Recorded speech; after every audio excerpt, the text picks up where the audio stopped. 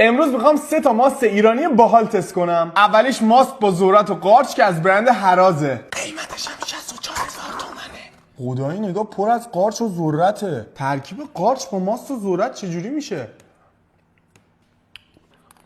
طعم ذرت و قارچ با ماست خیلی عجیبه ولی نمیتونم بهش بگم بدمزه. ولی خوشمزه هم نبود که الان بزنم تو سر خودم بگم چه چیز خوشمزه ای تست کردم. من که ازش خوشم نیومد ولی اگه شما تستش کردید نظرتون رو برام تو کامنت ها بنویسید. بعدی ماست 7 با طعم چیلی از برند کاله. یه نوع ماست همزده است. قیمتش هم 55000 تومنه. ماست با طعم چیلی چه جوری میشه دیگه؟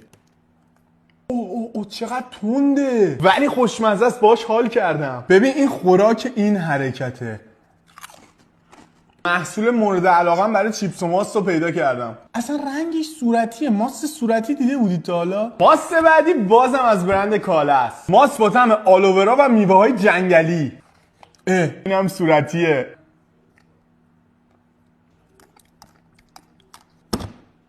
این خوشمزه ترین ماستیه که تو تمام زندگیم خوردم. قیمتش 103000 تومنه. خوشمزه است دیگه، چیزای خوشمزه گرونن. لایک ویدیو یاد نره و اگه از این مدل ویدیوها دوست داری چنلمو سابسکرایب کن.